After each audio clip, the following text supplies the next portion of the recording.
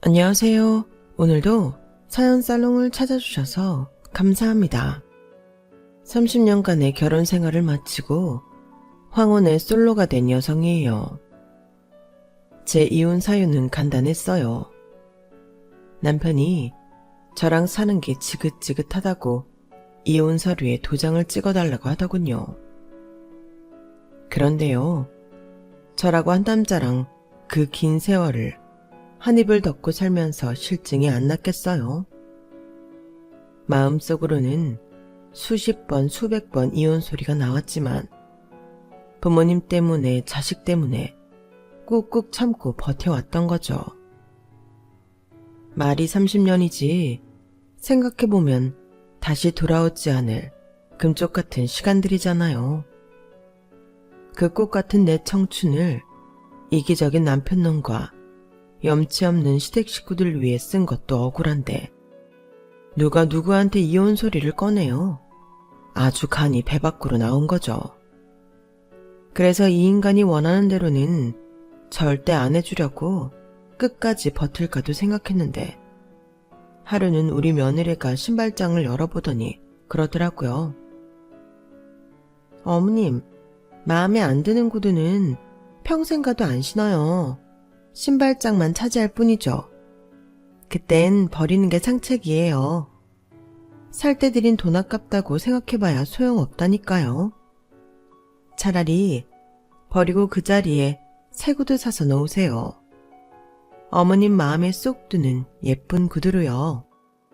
며느리 입에서 나온 그 말에 무릎을 쳤어요.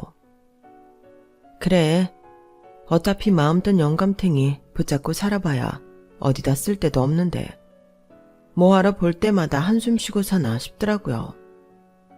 이참에 싹 내다 버리고 새 인생 살자고 생각했죠. 그래서 이혼 서류에 도장을 찍어주기로 했어요.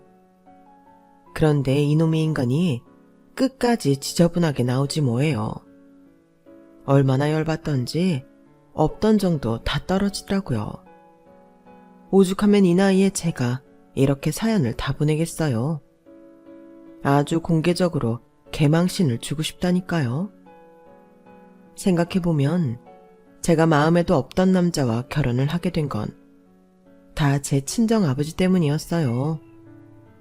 남편을 제 짝으로 이어준 사람이 저희 아버지거든요. 아버지가 원했던 제 짝의 조건은 돈도 아니고 직업도 아닌 건강이었어요. 오래도록 제 곁을 지켜줄 수 있는 사람을 원하셨거든요. 거기에는 그럴 만한 이유가 있었어요. 저희 부모님은 자식 없이 사시다가 40이 넘어서야 저를 얻으셨거든요. 친정어머니가 저를 가지셨을 때 나이가 40이셨어요. 아버지는 46이었고요. 아내의 임신 소식을 듣고 아버지는 무척 기뻐하셨지만 한편으로는 걱정이 되셨대요. 아무래도 두 분 나이 때문이었죠. 제가 20살이 될 때면 저희 부모님은 두 분 모두 환갑을 넘긴 나이가 되실 테니까요. 그때 친정어머니가 그러셨대요. 나오는 데 순서 있어도 가는 데는 순서 없다잖아요. 젊은 부모라고 자식 곁에 오래 있어준다는 보장이 있나요? 우리가 운동 열심히 하고 몸에 좋은 것도 많이 먹으면서 우리 아이 옆에서 오래오래 살아주면 되지 않겠어요? 정 그렇게 걱정이 되면 명이 긴 반려자로 짝지어주면 되죠. 뱃속에 아이가 사내라면 안사람 보살핌 받으며 살면 되고 계집애면 남편 그늘에서 살면 되는 거니까요. 그러니 너무 걱정 말아요. 어머니의 말에 저희 아버지는 제 신랑감을 구할 때 건강하고 명이 긴 남자를 찾으셨어요. 그렇게 선택된 남자가 바로 제 남편이었죠. 남편은 딱히 뭐 하나 내세울 거 없는 사람이었지만 선천적으로 건강만큼은 누구보다 자신 있는 사람이었어요. 거기다 가난한 집안에서 자라 어릴 때부터 부모님을 도와 밭일, 논일을 하다 보니 자연스레 건강 체질이 된 거였죠. 제가 결혼 정년기가 되자 여기저기서 중신이 들어왔는데 그중 3사람 정도가 저희 부모님 마음에 들었나 봐요. 제 친정어머니는 새 남자의 생년월일을 들고 사주를 보러 가셨는데 거기서 제 남편이 가장 오래 산다고 했던 거죠. 100세까지 무병장수한다고 나왔다나요? 혹시나 해서 몇 군데 더 가봤는데 결과는 같았어요. 그 결과를 전해 들은 아버지는 나머지 선처를 다 거절하고 남편과의 손자리에 저를 내보내셨어요. 건강히 오래 산다는 이유 때문이었죠. 솔직히 남편의 첫인상은 그저 그랬어요. 얼굴은 시커멓고 되게 촌스러웠거든요. 커피에 설탕을 3스푼이나 넣고는 그걸 휘휘 저은 티스푼을 입으로 쪽쪽 빨고는 제게 건네더라고요. 커피엔 자고로 설탕을 듬뿍 넣어야 맛있다나요? 그러니 저도 설탕을 넣으라는 거였죠. 제가 반응이 없자 남편은 자기 입으로 쪽쪽 빨던 티스푼으로 설탕을 떠서는 제 커피에 넣고 휘휘 저어주었어요. 차마 더럽다는 말을 할 수가 없어서 고맙다고 말하곤 커피에는 입도 안 댔죠. 그리고 내꾸진 커피잔만 쏘아보고 있었는데 앞에서 후루룩거리는 소리가 요란하게 나는 거예요. 그 소리의 주인공은 남편이었어요. 뜨거운 커피를 후후 불어가며 온갖 호들갑을 떨면서 마시는데 안 그래도 주말이라 호텔 라운지엔 선보러 나온 사람들로 북적이고 있었는데 그 사람들 시선이 순식간에 저희 테이블로 쏟아진 거예요. 다들 입가를 실룩거리며 키득거리더군요. 그 바람에 저는 얼굴이 당근처럼 빨개졌는데 정작 그 사단을 일으킨 남편은 너무도 태어난 거예요. 캬, 커피 맛 좋다. 역시 서울은 뭐가 달라도 다르네요. 서울은 고등학생 때 수학여행으로 처음 와봤어요. 와, 그때 엄청 놀랐잖아요. 차도 많고 반딱반딱거리는 것도 많고 아주 정신이 없더라고요. 이번이 2번째 서울 여행이에요. 좋은 놈이 출세했지. 선 본다고 우리나라에서 제일로 좋은 호텔에도 와보고.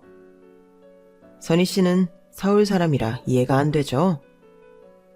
난요, 고등학교 졸업하고 회사에 취직하고도 줄곧 시골에서만 살아서 그런가 서울이 참 낯설고 그러네요.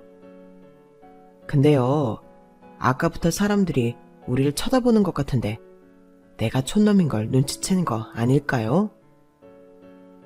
비록 사람이 채신머리도 없고 매너라고는 눈곱만큼도 없는 사람이었지만 순박한 모습이 싫지만은 않았어요. 그날 선본 얘기를 집에 가서 했더니 아버지가 그러시더라고요. 됐어. 그만하면 사윗감으로 충분해.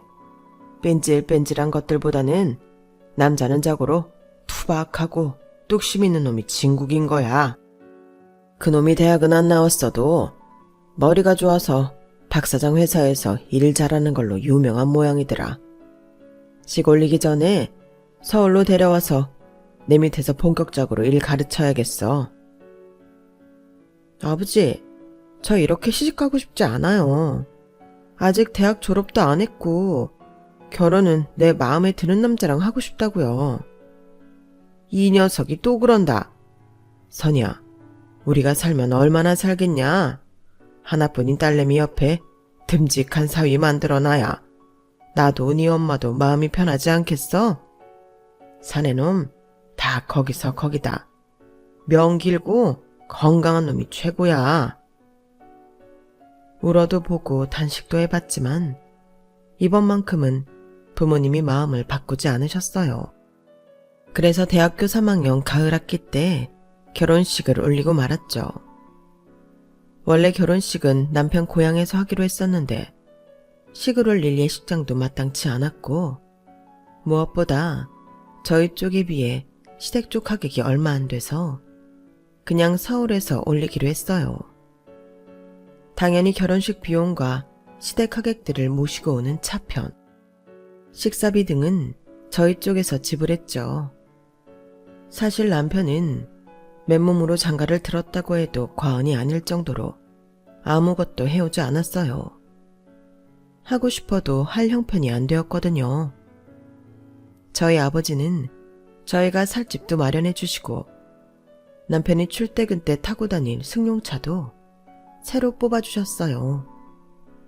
거기다 결혼식을 올리기 전에 아빠 회사로 데려와 본격적으로 일을 가르치기 시작하셨죠.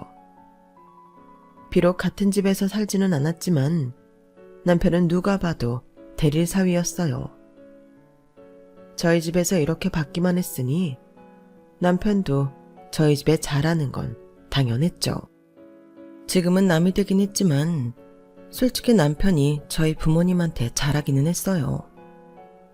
아들이 없어서 평생 목욕탕에 혼자 다니셨던 아버지는 사위 덕분에 모처럼 하늘 풀 수 있었어요. 야, 내가 자식 데리고 오는 사람들 부러워서 대중탕에 잘 안 다녔는데 이젠 나도 당당하게 대중 목욕탕을 가게 됐지 뭐냐? 든든한 사위가 옆에 있으니까 얼마나 좋은지 몰라. 장인어른도 참, 사위도 아들 자식인데 당연한 걸 가지고 뭘 그러세요. 앞으로도요, 장인어른 사우나 가실 때도 옆에 찰싹 붙어 다닐 테니까 언제든지 불러만 주세요. 넉살 좋은 남편은 연세 많으신 아빠 옆에서 입안에 혀처럼 달콤한 말을 쏟아내며 점수를 땄어요. 저희 어머니한테는 또 얼마나 잘했게요.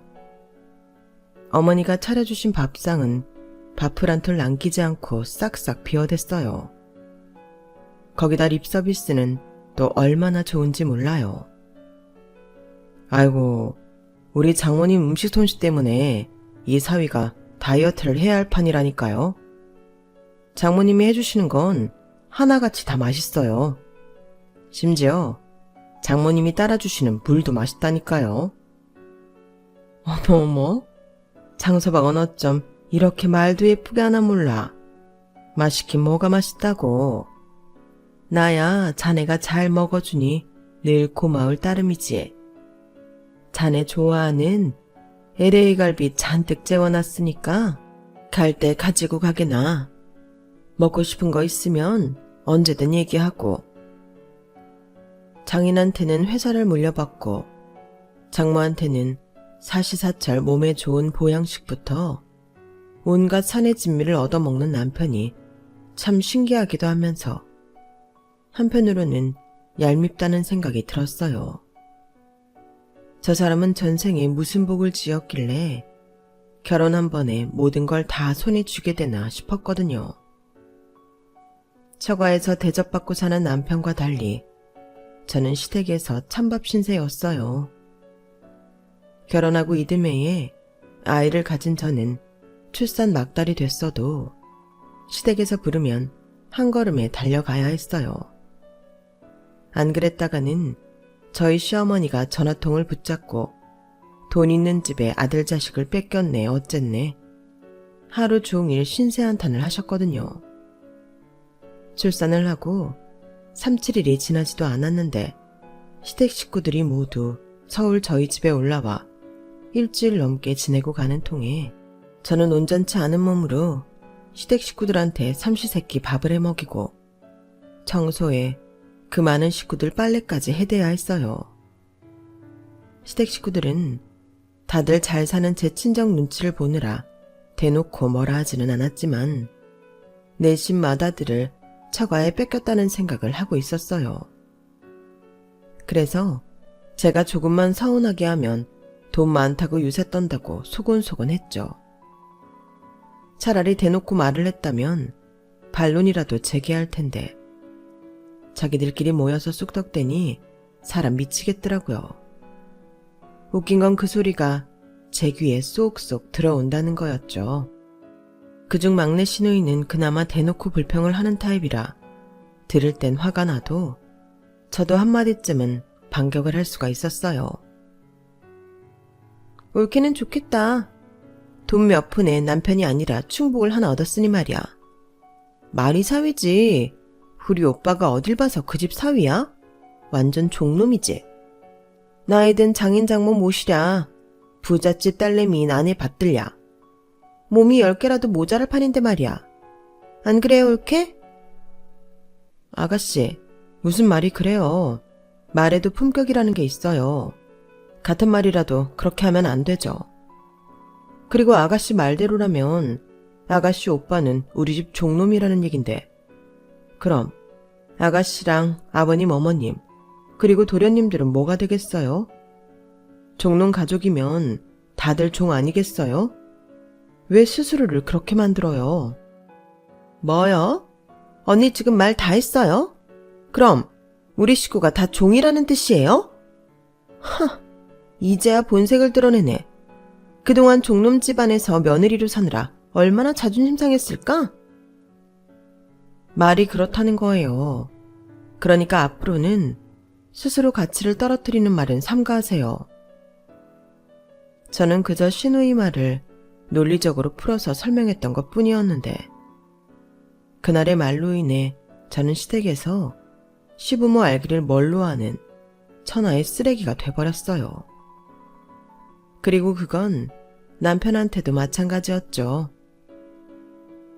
당신이 손윗사람이면 어른스럽게 행동했어야지. 어떻게 어린 신우랑 똑같이 굴어. 아무리 우리 집이 당신 집에 비해 기운다고 해도 그렇지. 내 부모 형제를 종놈으로 치부하는 게 말이 되냐고. 사람 그렇게 안 봤는데 아주 무서운 사람이네. 여보, 그런 뜻으로 한 소리가 아니잖아요. 아가씨가 됐어. 듣기 싫어. 당신 속마음이 어떤지 알았으니까 변명 따위 할 필요 없다고. 이래서 10길 물속은 알아도 한 길 사람 속은 모른다는 거야. 어떻게 한 입을 덮고 살면서 이럴 수가 있어? 당장 본가에 전화해서 사과드려.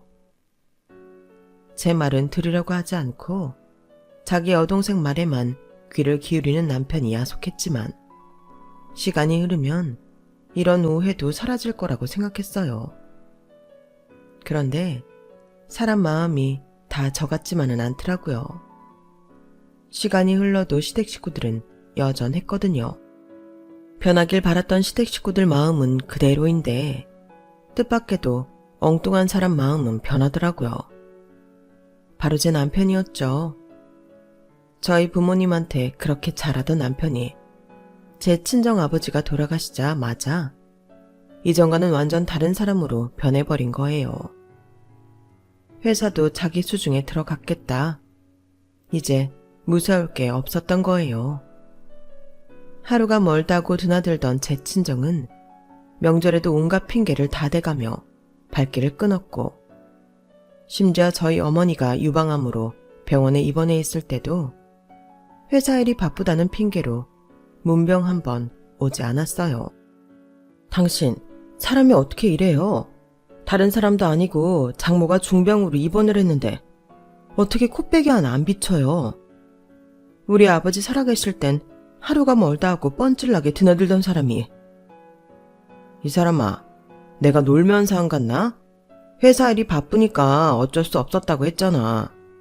그리고 요즘 의술이 좋아서 유방암 정도는 병도 아니라고. 별것도 아닌 일에 일하는 사람한테 전화해 시간을 빼서? 그러고도 당신이 내 와이프야?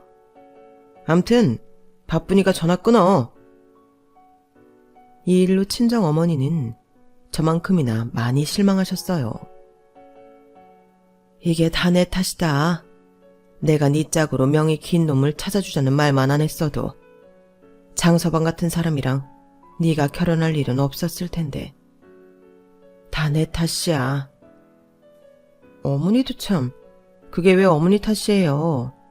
그리고 그이가 지금까지 우리 집에 잘했잖아요. 자기도 아버지 자리 맡아서 하려니 책임감 때문에 더 저러는지도 몰라요. 그러니까 너무 서운해하지 마세요. 말은 그렇게 했지만 속으로는 매정한 남편한테 너무 서운했어요. 차라리 내가 지금이라도 회사 일에 뛰어들까 하는 생각이 들 정도로 고양이한테 생산을 맡긴 이 상황이 불안하고 마음에 들지 않더라고요. 비록 돌아가신 아버지를 이어 대표 자리에 올랐지만 사주는 친정 어머니였어요. 그래서 그런가 남편은 회사 내에서 자기 사람을 만드는데 주력하더라고요. 장모 죽고 나면 바로 회사를 자기 손에 넣을 수 있게 하려는 작당이었죠. 친정 어머니가 유방암으로 수술을 하셨을 때만 해도 사실 몇 년 못 사실 줄 알았어요. 연세도 있으셨고 3기 가까운 시기에 수술을 한 거라서 걱정이 많았거든요. 그런데 제 아들, 딸이 시집장가를 갈 때까지도 어머니는 정정하셨어요. 식이요법도 하고 요가도 시작하시면서 오히려 수술 전보다 더 건강해지셨죠. 아마도 미덥지 않은 사위 때문에 어머니가 더 기를 쓰고 오래오래 사시려고 노력하시는 게 아닌가 싶더라고요. 친정 아버지가 돌아가신 이후 대표 자리에 앉은 남편이 제일 먼저 했던 일은 자기 형제들을 회사에 불러들이는 거였어요. 다들 학벌도 변변찮고 직장 생활이라고는 해본 적도 없는 사람들이었는데도 득채니 뭐니 말도 안 되는 방식으로 입사를 시킨 거죠. 중소기업이라고는 해도 이건 있을 수 없는 인사였죠. 그래서 회사 내부에서 반발도 있었는데 남편은 되려 반발하는 직원을 좌천시키거나 트집을 잡아서 회사에서 내쫓아버렸어요. 그러니 누가 남편 말을 거역하겠어요. 딸랑이 들고 꿀 빨아먹으려는 사람들만 남편 옆으로 찾아들었고 일 잘하고 성실한 직원들은 회사를 나가거나 입을 다물게 된 거였죠. 그렇게 10여 년 가까이 지나는 사이 회사에는 남편 사람들로 가득 찼고 경영은 엉망이 되었어요. 거기다 경제 악화까지 겹치면서 회사 사정은 말이 아니게 되었죠. 남편은 매번 경제 상황 때문에 회사가 기울어진 거라고 말했지만 실상은 그게 아니라는 걸 알고 있었어요. 남편의 말도 안 되는 경영 방식에 참다 못한 아버지 신복들이 저를 찾아와 회사 돌아가는 얘기를 전해주었거든요. 이제 다들 연세도 드시고 회사를 그만두게 되었기 때문에 거칠 것 없이 다 털어놓을 수 있었던 거예요. 선이야, 지금이라도 네가 회사 일에 뛰어들면 어떻겠니? 나야 이제 나이도 들어서 회사를 떠나는 몸이지만 남아있는 사람들을 생각하면 이렇게 회사 문을 닫을 수는 없잖아. 네 아버지가 어떻게 일군 회사인데. 아저씨도 참, 제가 회사 일을 어떻게 해요. 평생 집안 살림만 하던 사람이. 아버지가 널 왜 경영학과에 보내셨겠니? 네 아버지가 허허 실실하는 분 같아도 뼛속까지 사업가인 분이셨다. 당신이 청춘 바쳐서 만든 회사 사윗손에 지어주고 가실 분이 아니라고. 아직은 회사에 내 사람들이 조금 있으니까 그 사람들 잘 추스려서 회사 좀 살려봐라. 나도 도울 일이 있다면 언제든 발벗고 달려올 테니까. 그때는 한 귀로 듣고 한 귀로 흘렸는데 얼마 지나지 않아 뜻하지 않게 결심을 하게 될 계기가 생겼어요. 하루는 소녀딸 하원을 시켜야 해서 애 유치원에 갔는데 남편한테 전화가 왔더라고요. 어디냐면서 당장 집으로 좀 오라더군요. 그래 소녀딸을 데리고 허겁지겁 집으로 왔더니 남편이 제 앞으로 서류 봉투를 툭 던지는 거예요. 이게 뭐예요? 묻지 말고 일단 열어봐. 보면 알 거 아냐. 퉁명스럽게 말하는 남편을 보니 좋은 내용이 담긴 건 아닌 것 같았어요. 아니나 다를까 어이없는 소리가 들어있더라고요. 내 건 다 썼으니까 당신 것만 써서 나한테 줘. 접수는 내가 직접 할게. 남편이 건넨 건 다름 아닌 이혼 서류였어요. 뜬금없이 이제 와서 이혼을 하자고요? 뜬금없긴. 난 아주 오래전부터 생각했던 거야. 이젠 당신이란 사람이랑 사는 게 아주 지긋지긋하거든. 말이 났으니 말인데 우리가 각방 쓰고 산 지 한참 됐잖아. 애들 시집장가 보낸 후로는 당신은 장모님 댁에서 살다시피 했으니 별거라면 별거라고도 할 수 있을 거고. 무엇보다 내가 더 나이 들기 전에 내 인생 제대로 살아보고 싶어졌어. 마음도 떠났고 몸도 떠났는데 부부를 살 필요가 뭐 있어. 같이 사는 동안 당신이 돈 한 푼 벌어온 적 없었지만 그래도 인정상 재산의 반은 위자료를 줄 테니까 군소리 말고 깔끔하게 헤어지자고. 남편은 마치 선심이라도 쓰듯 재산의 반을 주겠다고 하더군요. 그런데 이건 계산이 좀 잘못된 거잖아요. 애초에 그 재산은 제 부모님 거였으니까요. 결혼할 때 몸만 딸랑 들고 와서는 내 부모가 남긴 재산의 반을 먹겠다고요. 거기다 회사에 지 동생들 자리까지 억지로 만들어서 이날 이때까지 월급을 줬으면서요. 말도 안 되죠. 그래서 일단 생각할 시간을 달라고 했어요.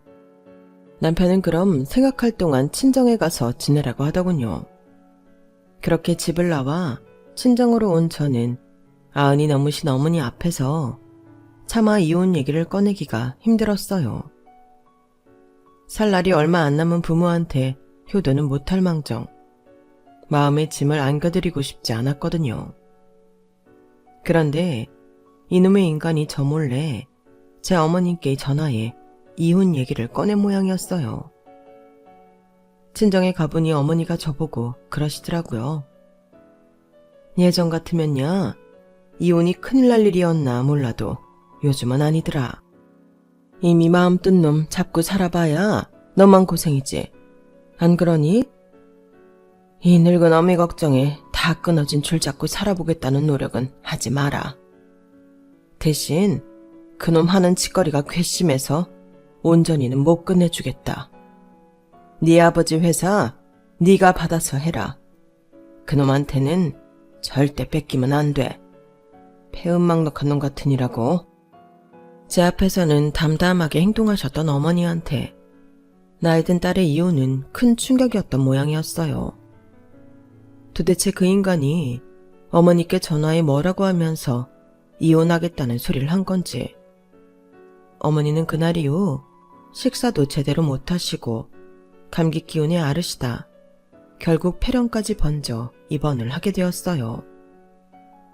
어머니 병실을 지키다가 하도 천불이 나서 남편한테 전화를 했어요. 당신이 뭐라고 했길래 우리 어머니가 이렇게 되신 거야? 말해봐. 뭐라 그랬어? 아니, 이젠 장모 아픈 것도 내 탓이야? 뭐라고 하긴 뭘 뭐라고 해. 당신 딸 굶어 죽지 않게는 챙겨주겠다고 했지 뭐. 노인네가 어찌나 욕심이 많은지 재산 절반을 준다는데도 부족하다고 난리더라고. 아니, 집구석에서 살림만한 여자한테 그 정도 주면 많이 주는 거 아니야? 대기업 사장들 이혼할 때도 보면 위자료는 얼마 안 되던데. 장모님은 세상 물정도 모르시고. 참. 뭐라고 이 개자식아? 넌 인간의 껍을 쓰고도 어쩌면 그럴 수가 있니? 연세 드신 장모한테 꼭 전화해서까지 이혼 사실을 알려야겠어? 충격받으실 건 생각도 안 해? 네 부모라면 그렇게 했겠니? 아, 그래야 당신이 빨리 이혼 서류에 도장 찍을 거 아냐. 나도 너랑 빨리 갈라서고 내 인생 즐기고 싶다고. 그러니까 이혼 서류에 도장이나 찍으란 말이야. 더 험한 꼴 당하기 전에. 나 마음 바뀌면 재산의 반이 아니라 10%도 안 주는 수가 있어. 잘 생각하고 처신해라. 끝까지 남편은 인간 이하의 모습을 보였어요. 그래서 이혼 서류에 도장 찍기 전에 회사부터 돌려놔야겠다 싶었어요. 아버지가 돌아가실 때 회사를 어머니 앞으로 주고 가셨거든요.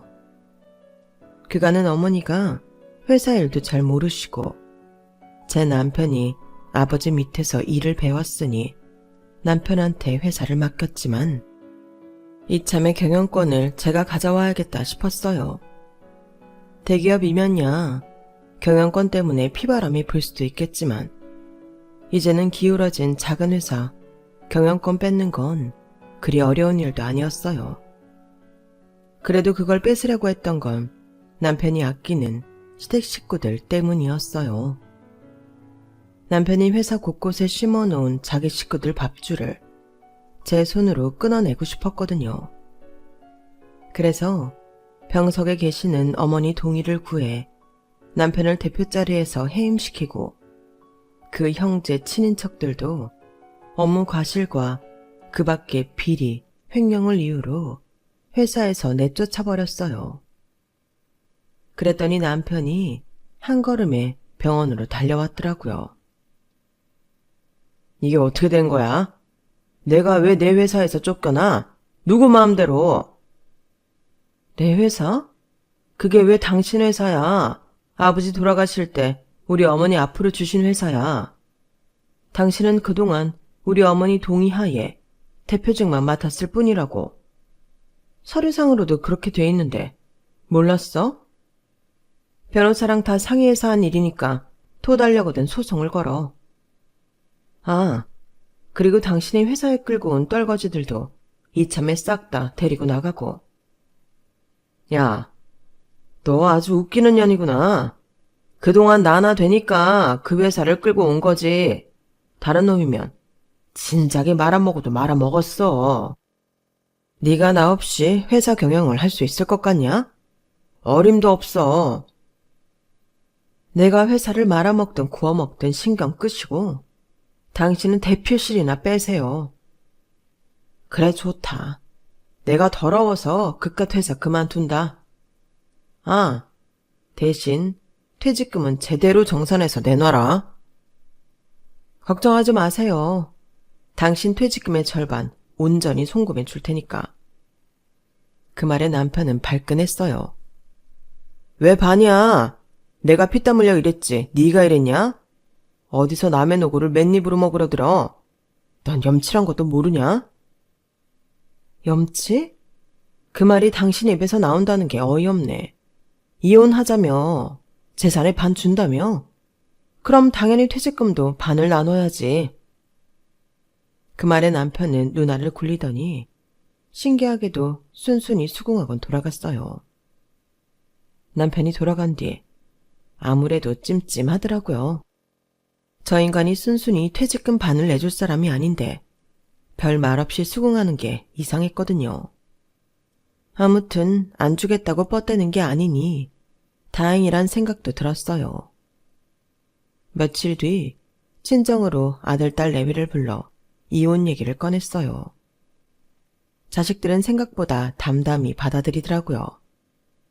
그런데 손녀딸이 대뜸 그러는 거예요. 그럼 나 할아버지 농장에서 말 타기로 한 건 어떡해?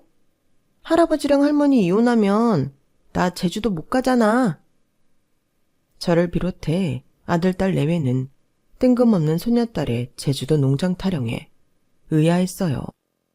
그래서 며느리가 애한테 할아버지는 서울에 사시는데 왜 제주도에 가냐고 했더니 애가 그러는 거예요. 언젠가 할아버지가 휴대폰으로 사진을 보여주면서 제주도에 있는 집이랑 농장, 심지어 말까지 자랑을 했었다고요. 어린애가 한 소리라서 그냥 넘길 수도 있었지만 왠지 그 순간만큼은 촉이 발동되더라고요. 남편이랑 같이 살 때 한동안 툭 하면 제주도로 출장을 갔던 게 떠올랐거든요. 그때 제가 우스갯소리로 제주도에 황금이라도 묻어둬서 자주 가는 거냐는 소리도 했으니까요. 그래서 업체에 의뢰해 남편의 재산 추적을 했어요. 그랬더니 세상에 제주도에 땅이 엄청나게 있더라고요. 남편 명의는 아니었고 죄다 지 동생들 앞으로 해둔 거였어요. 사들인 시점을 따져보니 회사가 기울어지기 시작하던 시점부터였어요. 사람이 말이죠. 의심이 가면 끝도 없는 거잖아요. 그래서 회사 경리과 직원들이랑 달라붙어서 남편의 제주도 부동산이 늘어난 것과 회사에서 빠져나간 돈을 맞춰봤어요. 그랬더니 이게 아기가 딱 맞아 떨어지는 거예요. 그동안 경리과에 지 형제들을 앉혀놓더니 이런 작당을 했던 거였죠. 이렇게 재산을 숨겨놨으니 헛개비 같은 회사도 쉽게 내놓고 퇴직금도 절반이나 내놓겠다고 했던 거였어요. 쥐새끼 한 마리가 남의 집 겉간에 들어와 쌀과 마늘 옮겨놓을 줄 누가 알았겠어요. 그래서 이혼 서류에 사인을 해주기에 앞서 그간 남편과 시동생, 시누이가 회사 돈을 횡령한 혐의도 고소부터 했어요. 이 멍청한 인간들이 회사 돈을 옮기면서도 하도 흔적을 많이 내놔서 증거를 찾는 건 쉬운 일이더라고요. 남편과 남편 동생들의 횡령 소식이 알려지자 퇴사한 아저씨 삼촌들이 모두 달려와 수기로 작성된 서류도 찾아주시고 당시 회사 사정에 대한 증언도 해주셔서 소송은 생각보다 쉽게 끝이 났어요.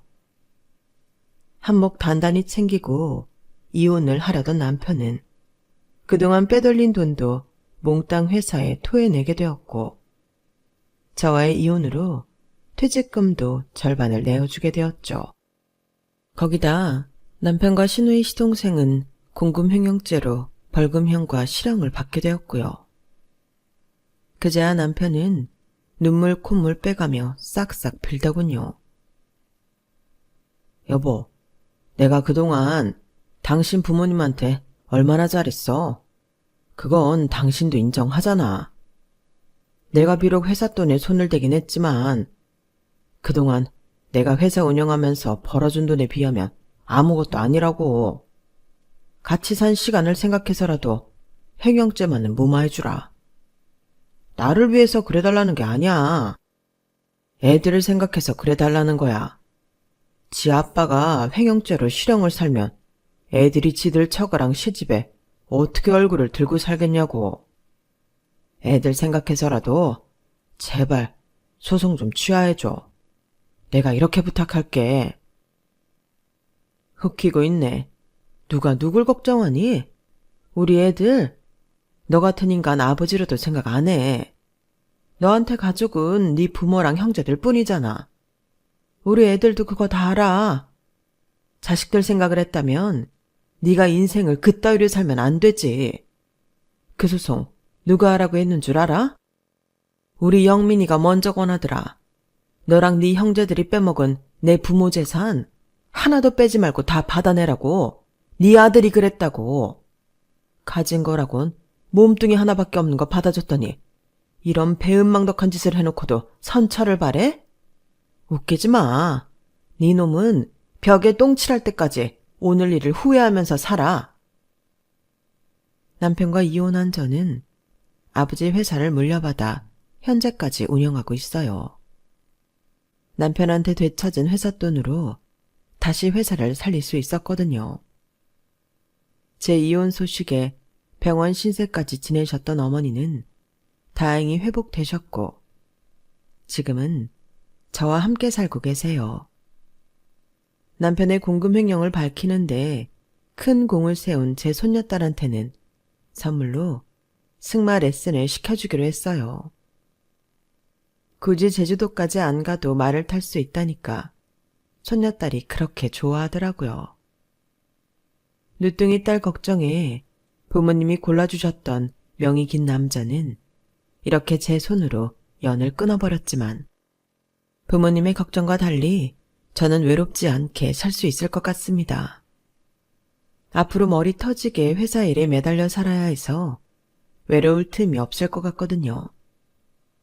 진작에 명이 긴 남편이 아니라 제게 회사를 물려주셨으면 더 좋았을 걸 그랬어요. 앞으로는 아내가 아닌, 엄마가 아닌 사업가로서 제2의 인생을 대차게 살아보려 합니다. 지금까지 제 사연을 들어주셔서 감사합니다. 건강이 최고죠. 항상 건강하시고 행복하세요. 여러분, 사연 댓글에 응원과 현명한 조언 부탁드려요. 좋아요와 구독은 저에게 큰 힘이 됩니다. 오늘도 좋은 일 가득하세요.